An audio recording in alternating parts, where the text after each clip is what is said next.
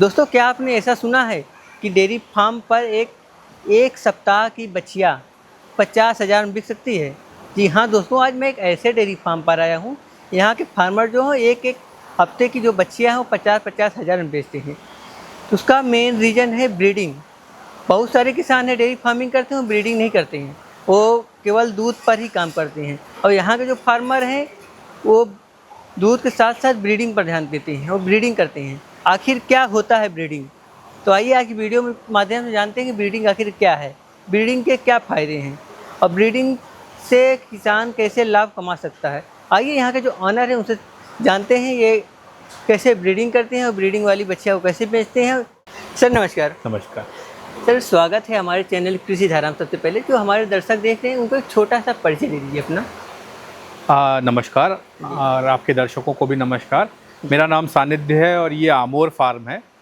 और आमोर फार्म जो है वो लखनऊ के बाहर लगभग 2021 में कोविड के बाद हम लोगों ने एक कॉमर्शियल डेयरी फार्मिंग की तरह, इससे पहले भी हम लोग पशुपाल रहे थे, लेकिन इस तरह से एक कॉमर्शियल डेयरी फार्मिंग साइंटिफिक तरीके से हम लोग आगे बढ़े 2021 के बाद। और आज हमारे पास 80 गायों का हर्ड है, जिसमें छोटे बड़े सब मिला के 80 गाय हैं हमारे पास। और हम लोग मुख्यतः 3 ब्रीड पे काम कर रहे हैं, एचएफ पे, जर्सी पे और गिर गाय। तो सर जैसे कि आपने ब्रीडिंग के बारे में बताया, सर अब आप अपने फार्म पर ब्रीडिंग कैसे कर रहे हैं, कैसे आप मैनेज कर रहे हैं, कौन सी पर कौन सी गाय को कैसे चुन रहे हैं? देखिए ऐसा है कि ब्रीडिंग कैसे कर रहे हैं, मतलब वो तो अब ये है कि मैं आपको स्टेज दिखा सकता हूँ, जैसे कि कौन सी गाय है, उसकी कौन सा बच्चा है, हमने कैसे उसको क्या।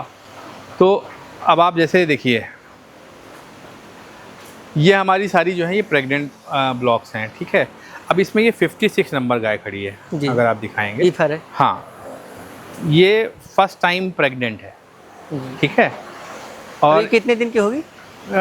दिन तो यार देखना पड़ेगा, इसमें सारा प्रेग्नेंट ब्लॉक है। ये हमारे हिसाब से 4 महीना 5 महीने की प्रेग्नेंट होगी। अच्छा। ठीक है। और इसका अगर मैं पेडिग्री आपको बताऊं तो इसकी माँ थी हमारे पास सुधीर जी के यहाँ से हम लाए थे जी। और वो उनके यहाँ वो कहीं से लेके आए थे, मतलब उनके यहाँ की अपनी नहीं थी, बहुत शुरुआती दिनों की बात है ये सब। जी। तो अब आप ये समझिए कि ये कैस्केड एक WW वर्ल्डवाइडशायर के कैस्केड की बच्चिया है, वो जो चली गई 56, ठीक है। कैस्केड एक बुल था, वो हम लोगों ने लास्ट टू लास्ट ईयर इस्तेमाल किया था जी, उसकी बच्चिया है ये वर्ल्डवाइडशायर। ये सारे हीफर्स हैं। अब आप इनकी अगर आप उधर से जा पाते तो आप दिखा पाते कि इनका आप प्रोजनी देखेंगे, इनका लेग स्कोर देखिए इनका, तो ये ब्रीडिंग का ये फ़र्क है। हटो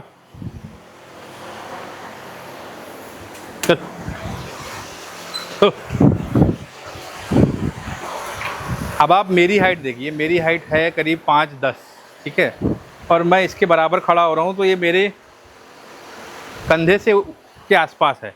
ये 59 नंबर है। ये वर्ल्डवाइडशायर के एक बुल था कैस्पर, उसकी बच्चिया है, वो 52 नंबर है। अब आप इन हीफर्स को आप देखेंगे तो अब जैसे मेरे को सबका एकदम एग्जैक्ट रिकॉर्ड नहीं याद है, लेकिन आप इनकी कद काठी और जो एक अच्छी गाय के जितने सिम्टम होते हैं, आप इसके दोनों पैर दिखाइए, पीछे के देखिए, इसकी रीढ़ देखेंगे, रीढ़ एकदम सीधी है।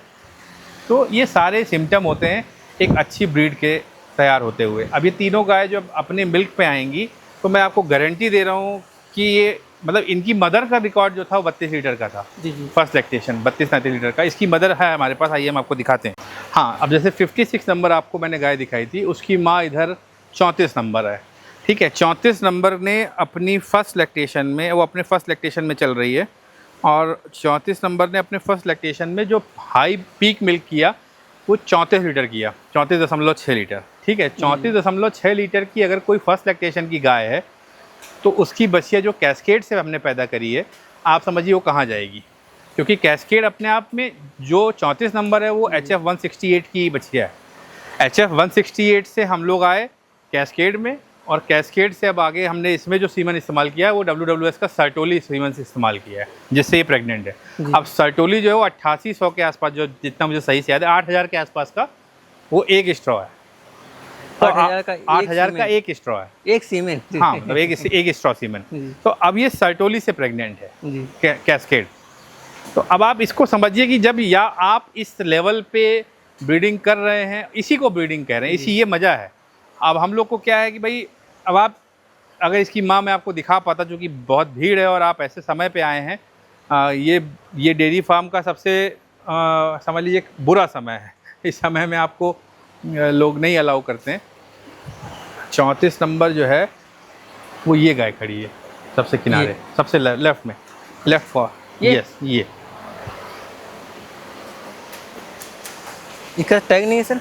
टैग छूट गया है, वो टूट गया है। मैं बता रहा हूँ ये 34 है, मुझे याद है, हाल फिलहाल में ही टूटा है। क्योंकि अब इसका आप अडर देखेंगे, इसकी अडर शानदार अडर है। तो अब आप जो कह रहे हैं कि ब्रीडिंग दिखाइए, तो ब्रीडिंग दिखाने से ज़्यादा मतलब ये है कि फील करने की, और मतलब उन गायों को आपको देखना पड़ेगा कि भाई वो कैसे हम लोग आगे बढ़ रहे हैं और किस तरह। अब ये 39 नंबर है, ये भी फर्स्ट टाइम प्रेग्नेंट है, और ये लेट, जैसे मैंने पिछली बार आपको बताया था कि लेट कंसीव करी हैं, तो ये लेट कंसेप्शन वाली गाय है जो हमारी रह गई थी।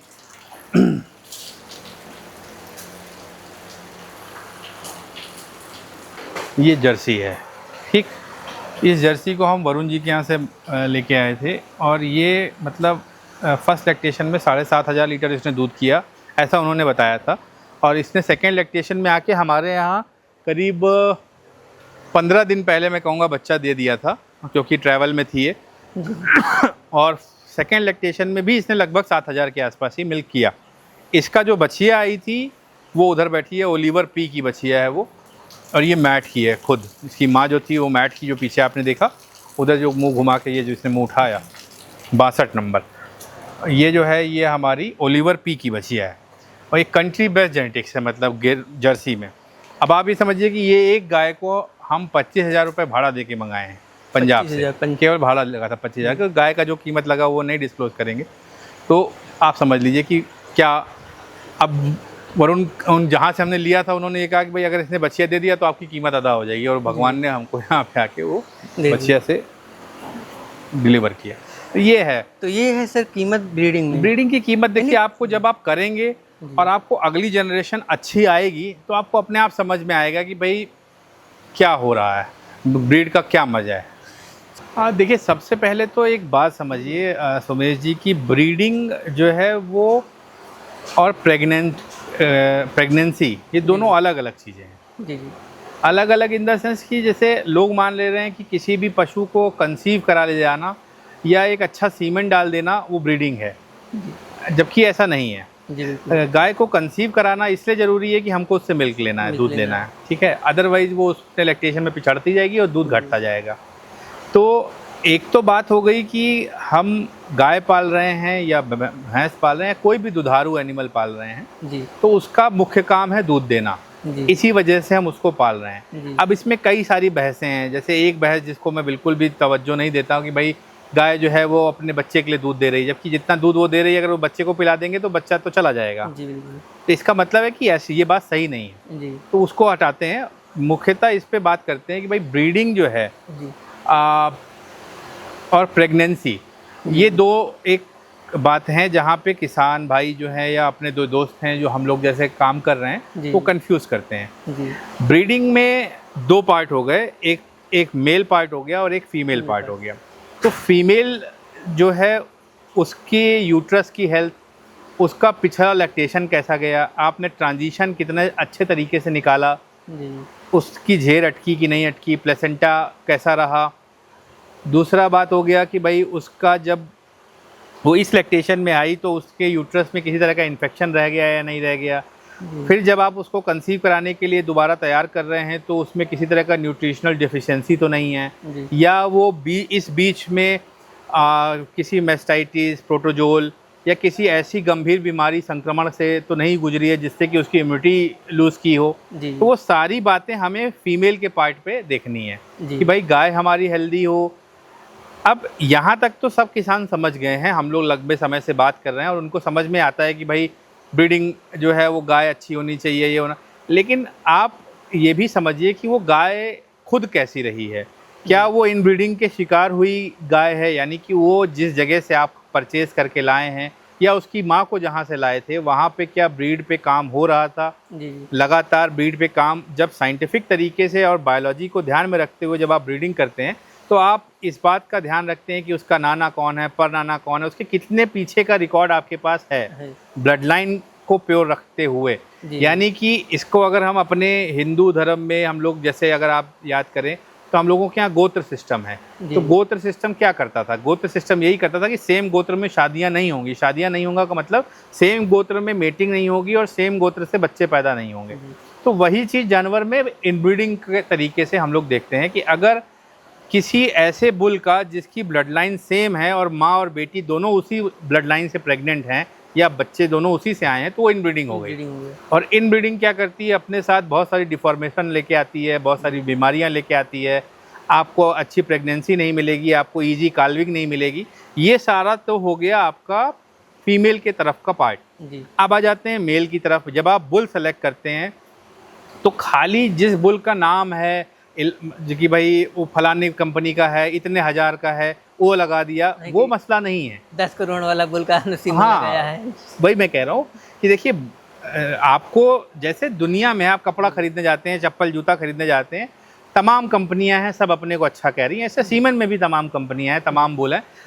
अगर आप गाय अच्छा पाल रहे हैं, आप उसके ऊपर मेहनत कर रहे हैं, तो आपको बाकी चीज़ों पर भी उतना ही ध्यान देना है। तो आपको बुल को कैसे सेलेक्ट किया जाता है, क्या TPI क्या होता है, सोमेटिक सेल काउंट क्या होता है, सायर काल्विंग ईज क्या, मैं बहुत ही मोटे मोटे आपको पॉइंट बता रहा हूँ। सायर काल्विंग ईज हो गया कि मतलब एक बच्चा को कैरी करने का यूट्रस में स्पेस है या नहीं। आप ऐसा ना हो कि आप छोटी गाय में बहुत बड़ा बुल सेलेक्ट कर लिया तो आपका वो जब वो काल्विंग के टाइम पे आएगी, यानी जब वो बियाएगी, जिसको हम लोग बोलते हैं, बियाने के समय वो आपको परेशान करेगी। बच्चा फंस सकता है, जल्दी बच्चा दे सकती है, अबॉर्ट कर सकती है, बहुत सारे। तो सायर काल्विंग ईज हो गई। सोमेटिक सेल काउंट हो गया कि भाई दूध कितनी अच्छी क्वालिटी का आएगा। आजकल A1 A2 की बहस है, तो A2 बुल भी आ रहे हैं। तो जो लोग कह रहे हैं कि भाई A1 या A2 मिल्क केवल देसी गाय में संभव है, ऐसा नहीं है। वो जर्सी में भी संभव है, वो भैंस में भी संभव है, वो HF में भी संभव है। HF में भी A2 बिल्कुल A2 बुल आ रहे हैं। हम लोग शुरू से अपने यहाँ A2 बुल सेलेक्ट कर रहे हैं कि भाई हमारी जो जेनेटिक्स है, क्योंकि देखिए A1 और A2 को नापने का कोई बहुत ऑथेंटिक लैब्स नहीं है। जो लोग क्लेम भी कर रहे हैं वो खाली प्रोटीन को चेक कर रहे हैं कि भाई A1 और A2 है क्या, वो प्रोटीन है। ठीक है, मिल्क में कप्पा कैसीन, बीटा कैसीन तरह के प्रोटीन पाए जाते हैं, उसका एक प्रकार है। अगर मैं जल्दी आपको बताऊं, हम लोग जहाँ पे थे मैं उसी पे टिका रहना चाहता हूँ। ब्रीडिंग, तो ब्रीडिंग के 2 पार्ट हो गए भाई। बच्चा आएगा, प्रेगनेंसी से आएगा। प्रेगनेंसी को अच्छा रखने के लिए हमको एक तरफ फीमेल का पूरा ध्यान रखना है और दूसरी तरफ बुल को सेलेक्ट करना है। तो बुल के सिलेक्शन में ये पार्ट आ गया। अब बात आती है जहाँ से आपने प्रश्न को उठाया कि आप किसी के पास गए, उन्होंने बताया कि वो 60,000 का उन्होंने बच्चिया बेची है, तो आपको लोग कह रहे हैं कि भाई 60,000 में बच्चिया कैसे हो सकती है। मैं आपको बता रहा हूँ, मैंने पिछले साल करीब 1 महीना, बहुत ज़्यादा होगा तो 1 महीने की वो बच्चियाँ रही होंगी। 2 बच्चियाँ सेल की थी। एक बच्चिया हमने 50,000 की एक सेल की थी और एक 30,000 की सेल की थी। तो अब आप इसको समझिए। और पंजाब में मैं ऐसे कई किसानों को, बड़े ब्रीडर्स को जानता हूँ जो हफ्ते का बच्चा 1 लाख रुपए में सेल करते हैं।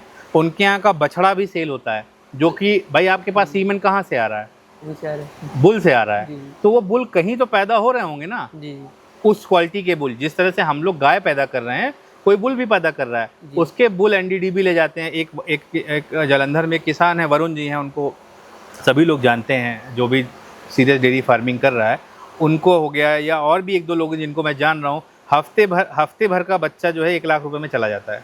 तो अब आप 60,000 की बात कर रहे हैं बछिया की, मैं काफ की बात कर रहा हूँ। 6 महीने की बच्चिया, 6 महीने की बच्चिया की आप 60,000 की बात कर रहे हैं। मैं हफ्ते भर के बच्चिया की बात कर रहा हूँ कि वो 50,000 1 लाख में। अच्छा, 1 लाख वरुण के यहाँ की मैं बात कर रहा हूँ। हम लोग अभी उस जेनेटिक्स पे नहीं आए हैं, ईमानदारी से कहें कि हमारे, और दूसरा हमारे यहाँ वो मार्केट नहीं है।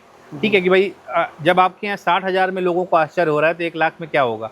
तो मैं आपको बता रहा हूँ, अपना एक्सपीरियंस बता रहा हूँ कि मैंने 50,000 रुपये में पिछले ब्रीडिंग सीजन में लगभग 2 हफ्ते 3 हफ्ते की बच्चिया जो थी वो हमने 50,000 रुपये की बेची थी। तो अब आप इसके पीछे इकोनॉमिक्स है। कोई बेवकूफ़ नहीं है जो 60,000 रुपये खर्च कर रहा है, जो 50,000 रुपये खर्च कर रहा है। वो जान रहा है कि जब वो उस तरह की गाय लेने जाएगा आज से 2 साल बाद, जब ये गाय बनेगी तो ये 2.5 लाख रुपये में मिलेगी। 2 से 2.5 लाख के बीच का रेट होगा जिस गाय को मैं बता रहा हूँ, जिसकी बच्चिया को मैंने 50,000 में बेचा। अब मैंने 50,000 में क्यों बेचा? अगर वो उतनी ही अच्छी थी मुझे रोक लेना चाहिए था, मुझसे कई लोग सवाल करेंगे।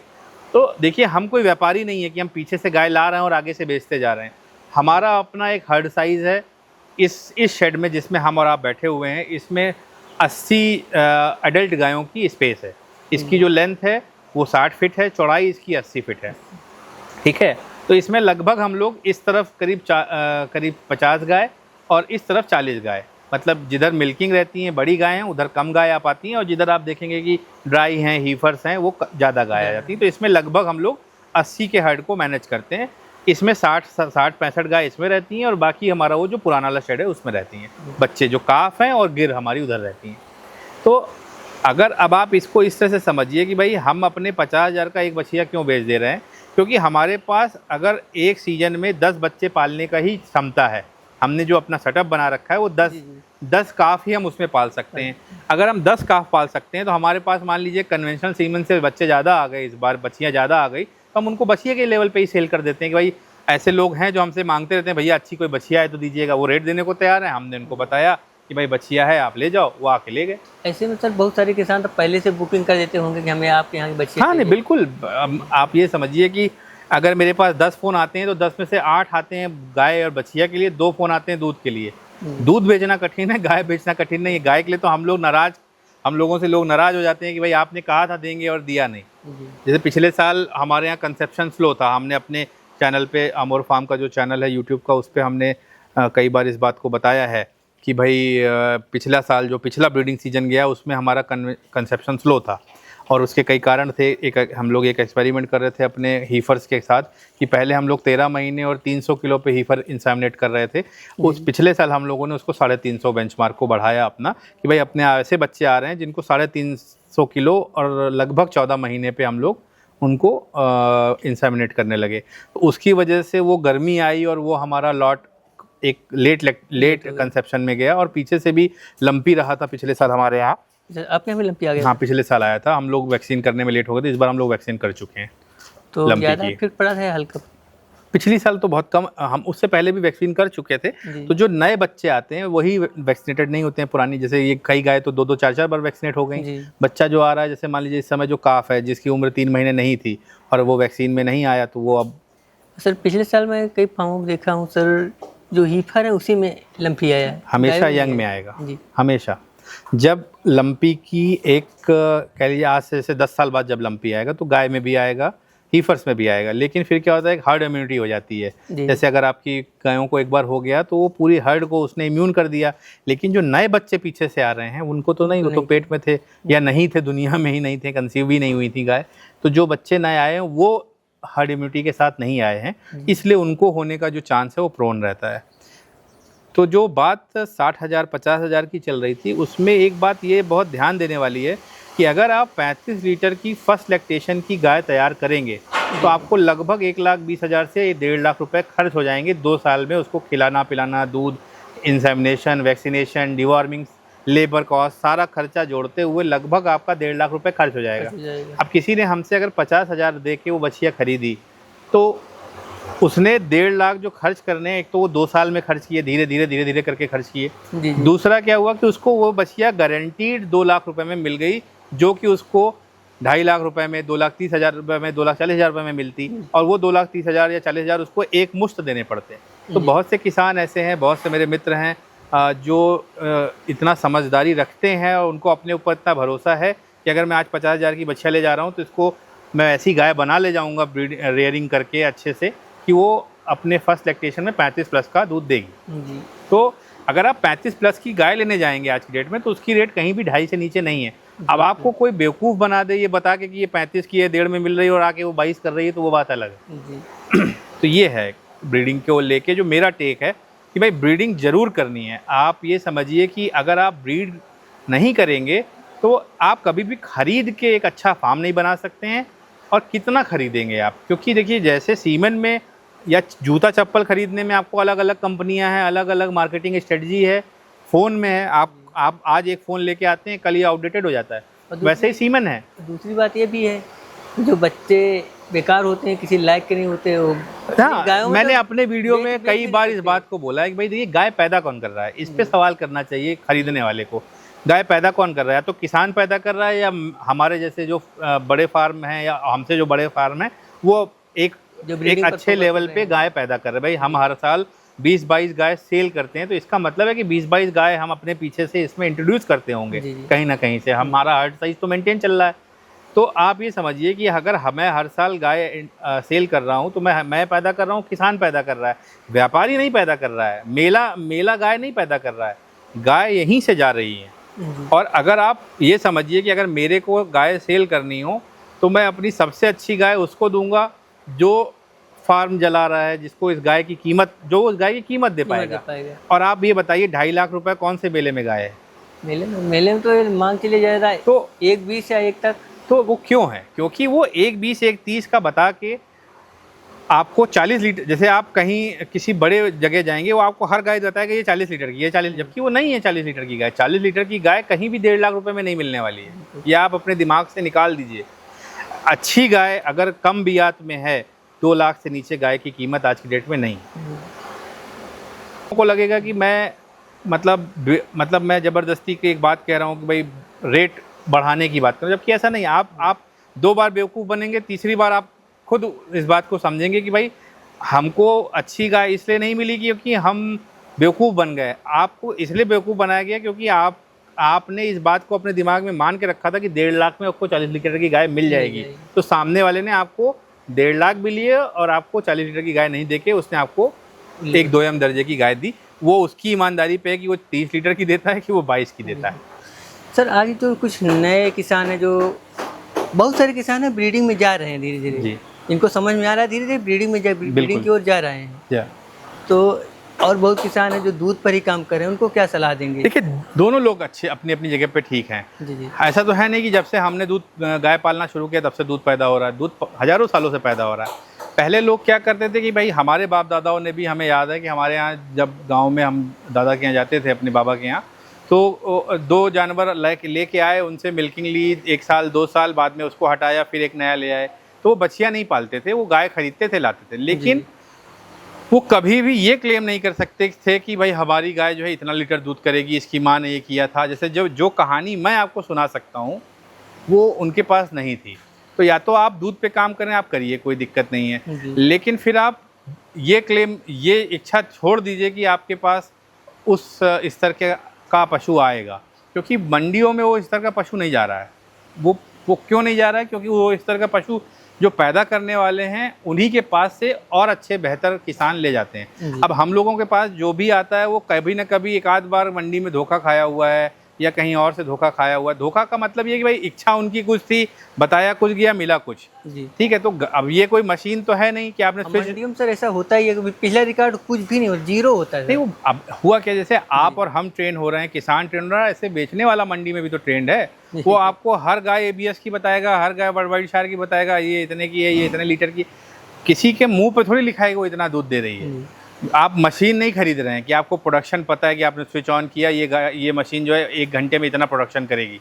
ये एनिमल है, लाइव स्टॉक है। तो आपको इसकी वो जो एक कह लीजिए जो परख है, या तो आपको परख हो, ठीक है, या भरोसा हो। 2 में से एक ही चीज़ों से चीज़ें चलनी हैं। तो अब ये बात है कि भाई भरोसा तो साल दर साल कमाया जाता है। अब हमसे जो लोग पशु ले गए, अगर उनकी कोई शिकायत होती तो आज नहीं कल कहीं आ रही होती मार्केट। उनके भी तमाम वीडियोस हैं यूट्यूब वगैरह पे। तो खैर वो अलग बात है। तो ब्रीडिंग जो है ओवरऑल खाली गाय को प्रेग्नेंट कर देना ब्रीडिंग नहीं है, या अच्छा सीमन लगा देना ब्रीडिंग नहीं है।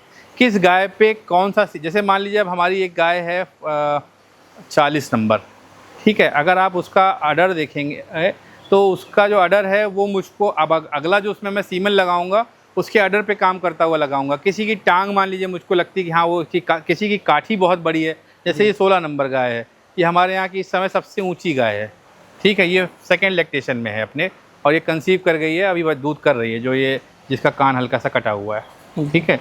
16 नंबर गाय है, इसका भी टैग टूट गया है, ठीक। अब ये जो है ये हमारे फार्म की सबसे ऊँची गाय है, ठीक जी। लेकिन हम अपने फार्म पे बहुत ऊंची गाय पसंद नहीं करते हैं। आप देखेंगे कि हमारे यहाँ कद काठी जो है वो एक नॉर्मल हाइट की है, क्यों भाई, बड़ी गाय को संभालना मुश्किल है, दूध जबकि दोनों लगभग बराबर कर रही हैं, तो हम क्यों उतनी मतलब भारी भरकम गाय को संभालें। जी जी। जैसे ये 16 नंबर है, 9 नंबर है, 24 नंबर है, अब आप इनको कंपैरिजन करेंगे तो आपको दिखेगा कि हाँ बाकी गाय आप देखिए,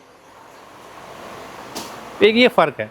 तो ब्रीडिंग का मतलब ये है कि आप कैसा अगला हर्ड या अगली पीढ़ी आप कैसी लेना चाह रहे हैं, उस पर आपको आज काम करना पड़ेगा, तब जाके वो आपकी बनेगी। पीढ़ी दर पीढ़ी आपको आगे सुधार ही करना है। बिल्कुल सुधार करते जाना। खाली मिल्क या कंसीव करा देना ब्रीडिंग नहीं है। जी सर, ब्रीडिंग में मेन बात आती है सर, सेक्सुअल सीमेन यूज़ करना है कन्वेंशनल, यानी कि बछिया वाला सीमेन यूज़ करना चाहिए या बछड़े वाला जो दोनों होता है। देखिए बछिया बछड़े वाला नहीं है, मतलब जैसे आप सही बोल रहे हैं। जी जी। जो कन्वेंशनल सीमेन है उससे बछिया भी हो सकती है, बछड़ा भी हो सकता है, यानी 50% बछिया 50%। हाँ, उसमें 50-50 का चांस है। और जो सेक्स सीमेन है उसमें आप ये समझिए कि 99% बछिया ही होनी है। जी जी। तो हमारे यहाँ तो इक्का दुक्का केस आज तक हुए हैं जिसमें हमको बछड़ा मिला है, वरना तो जहाँ बच्चियाँ आनी है वहाँ बच्चियाँ ही आई है। अब इसमें ये बात आती है कि इस्तेमाल कैसे करना है, सही है नहीं है।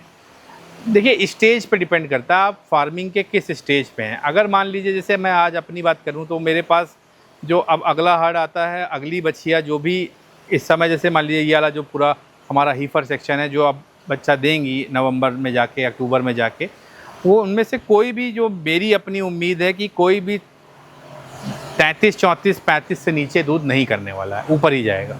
तो अगर आप उस स्टेज में हैं तो आप बच्चियों में ही केवल सेक्स सीमन इस्तेमाल करिए और अपने पीछे गाय जो है आगे सेल करते जाइए। लेकिन अगर मान लीजिए आप नए फार्मर हैं तो आपको क्या करना चाहिए। तो मेरा जैसे जब हम लोग शुरू में थे ये बात समझ में आई कि भाई बाहर से जानवर ख़रीदना टफ़ है और उसमें तमाम तरह के इश्यूज़ हो सकते हैं, तो हम लोगों ने सेक्स सीमन ही ज़्यादा इस्तेमाल किए। अब जैसे इसका सीधा जो जवाब है वो जेब पे आता है। सेक्स सीमन 8000 का भी है जो सबसे अच्छा है, मान लीजिए जैसे जहाँ वर्डवाइडशायर का हम लोग इस्तेमाल कर रहे हैं तो इस बार। और अगर आप उनका कम से कम वाले सीमन की बात करेंगे तो 4000 का है। बायफ पे आप जाएंगे तो 1000 रुपये का है। SAG पे जाएंगे तो आप 500 रुपये का सेक्स पा जाएंगे। तो मेरा कहने का मतलब ये है कि अगर आपको बछिया ही चाहिए तो आप सेक्स सीमन इस्तेमाल करते जाइए। अब आप कहेंगे कि भाई बछड़ा होगा तो उसका क्या करेंगे, तो हम लोग की कोशिश यही होती है कि बछिया ही पैदा हो। तो हम लोग जैसे 2 स्तर के सेक्स सीमन रखते हैं, एक वो जो हम अपनी आगे वाली पीढ़ी में लगा रहे हैं जो जेनेटिक्स सुधरती चली गई है, जी। और एक वो जो पीछे से आ रही है जेनेटिक्स, उसमें हम लोग तो पीछे वाले के लिए हमने मान लीजिए थोड़ा सा सस्ता बायफ का हो गया या SAG का हो गया या वर्डवाइडशायर का ही सस्ता सीमन इस्तेमाल कर लिया। और जो हमारी हीफर्स आ रही हैं उनमें हम लोग बहुत ही अच्छी कैटेगरी का बेहतर इस्तेमाल कर रहे हैं सीमन, वर्डवाइडशायर वगैरह का। तो ये है, तो आपकी जेब पे और आपकी अवस्था क्या है उस पर निर्भर करता है। तो जैसे मैं यही कहता हूँ कि आप second lactation, third lactation, fourth lactation के पीछे मत भागिए। अच्छे फार्म की अगर आपको एक अच्छी ब्लड लाइन की गाय मिल रही है जो 30-35 लीटर दूध भी कर रही है अपने तीसरे चौथे बियात में, उसको ले आइए और उस पर एक बेहतर सेक्स सीमन लगाइए और अपने यहाँ बछिया लेना शुरू करिए। गाय खरीदने से सस्ता पड़ेगा आपको। जी धन्यवाद। ठीक है सर, आज की वीडियो में इतना ही। ठीक, आपका बहुत बहुत धन्यवाद। आपने ब्रीडिंग के बारे में बहुत अच्छी नॉलेज दी।